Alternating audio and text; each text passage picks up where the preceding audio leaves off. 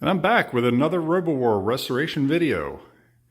And if you watched my video series, then you remember that over the course of about 7 videos, I documented the whole process of replacing the playfield and getting this machine in workable order.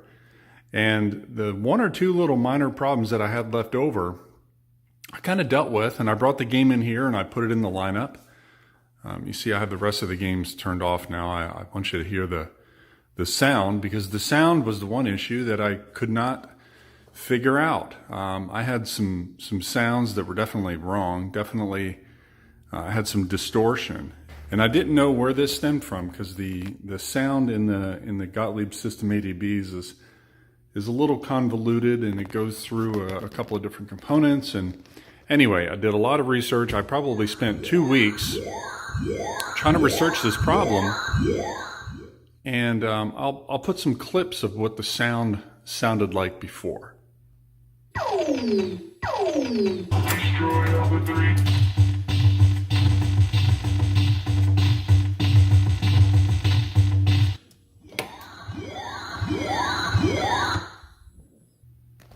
And now, check this out.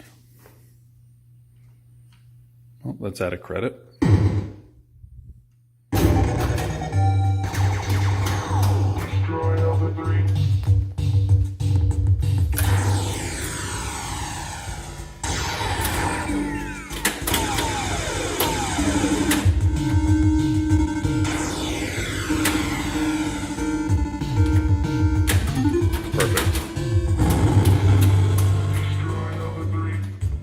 No distortion at all, no crackling in the sound.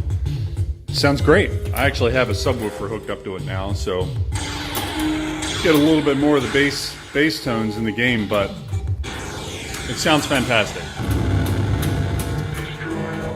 And I'm gonna show you, let's turn this game off. I'm gonna show you what was wrong and how I figured it out. All right, so we go into the back box here of the Robo War. It's kind of a complicated system here with the display being on top. But I'm gonna drop this as I do it. So, with the back box opened up, you got the soundboard here on the left-hand side, right here. Here's the soundboard, System ADB. This is a MA886 soundboard for Gottlieb System ADBs. And what I found was that the distortion I was getting only seemed to be related to sound effects on the D side of the board here. This board, basically, from how I understand it, has 2 channels.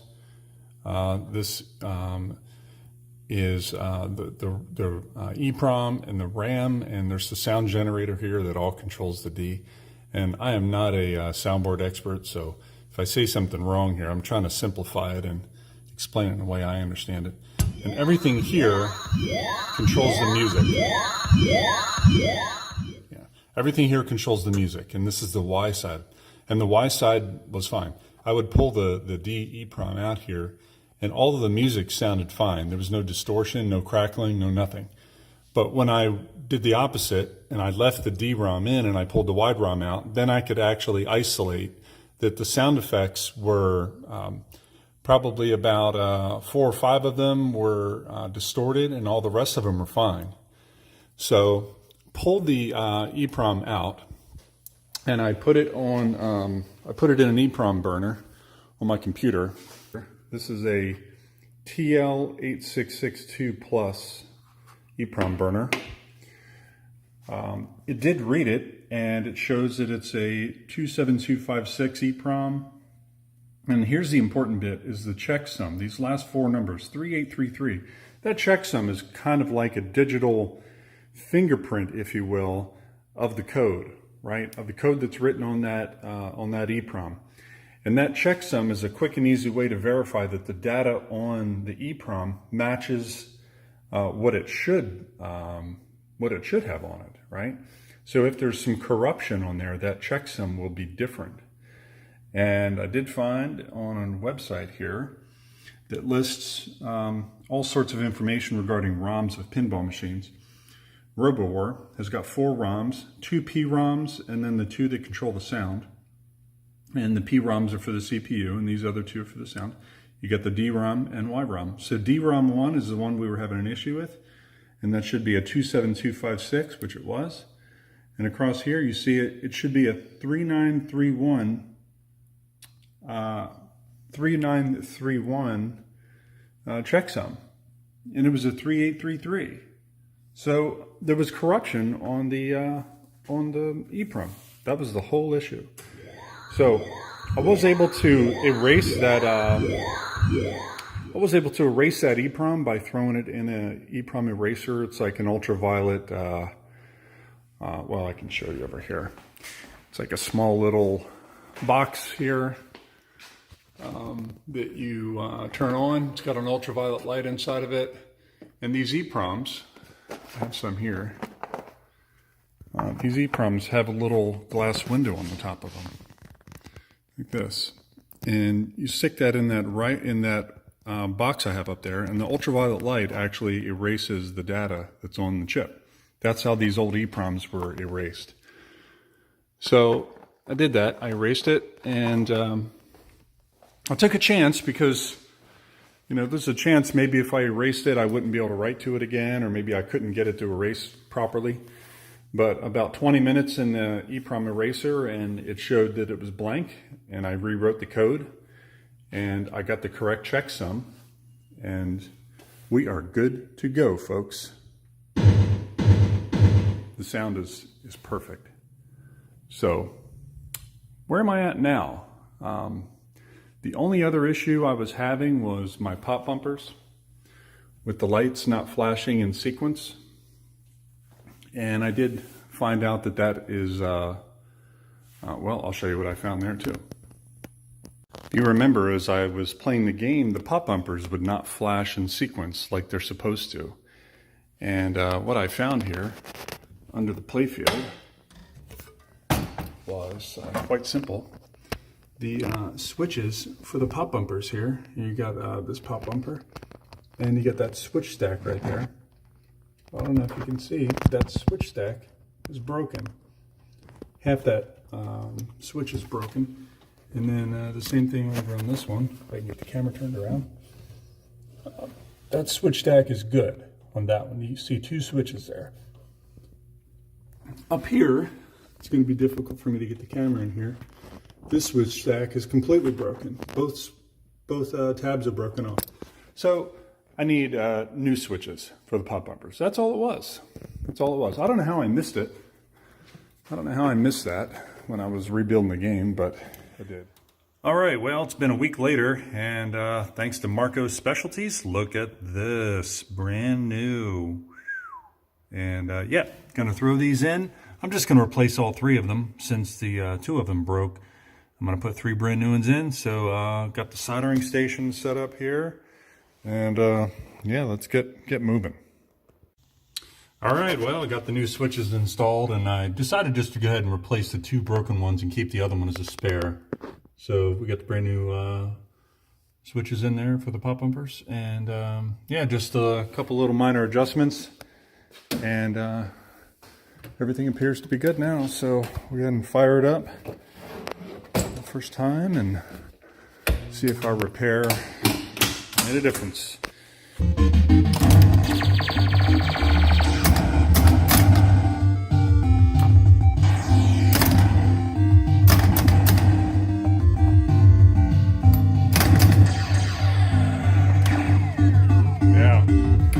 So, as you see, turn the volume down a little bit.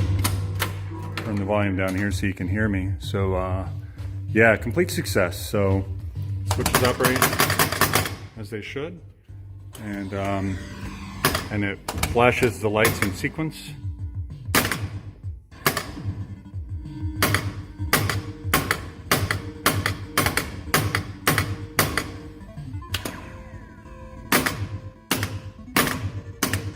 So this switch here might be set a little bit too tight.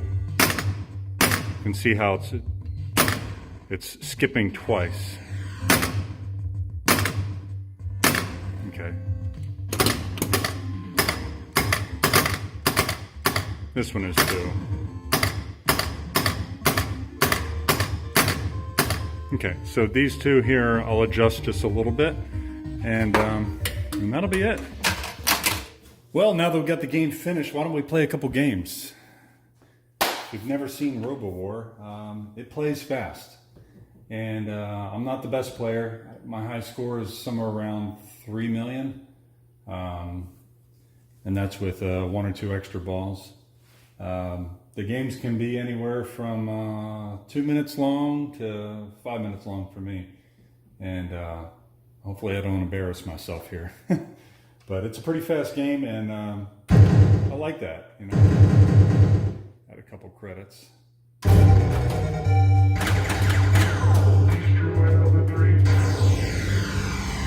So the object of the game is to spell out Robo War.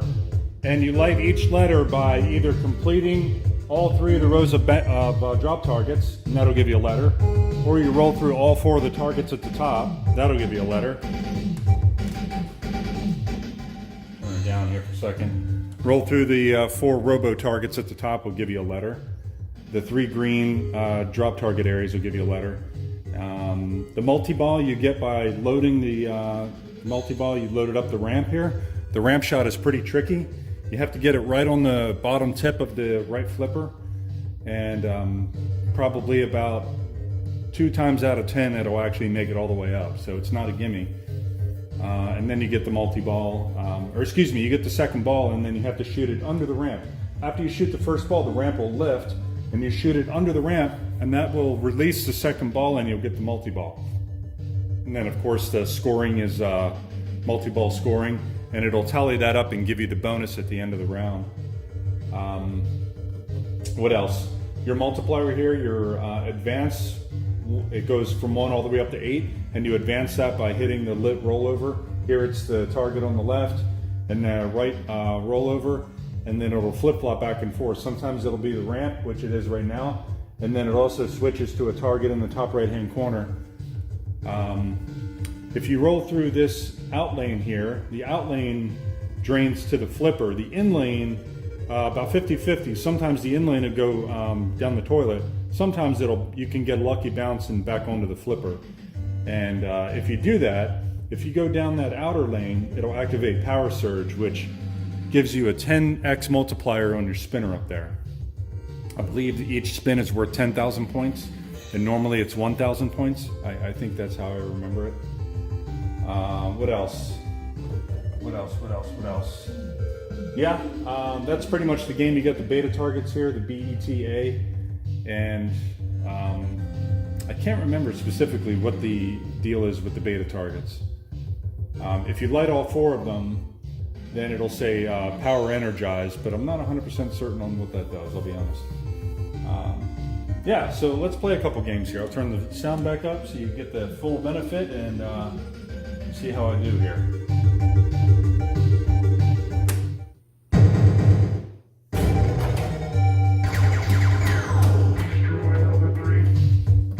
Alright, let's go.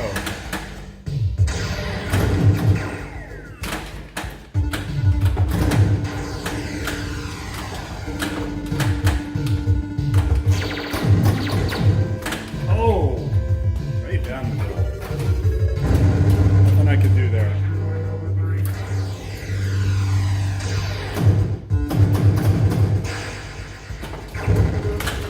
Oh my gosh. Twice. Alright, see if I can make it up on the 3rd ball here.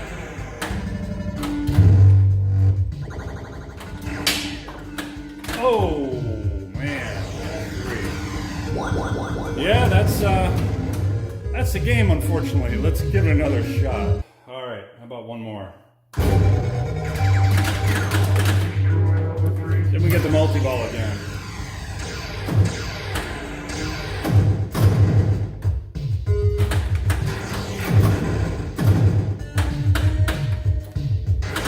And down the drain. All right. Quick games on Robo War. My gosh.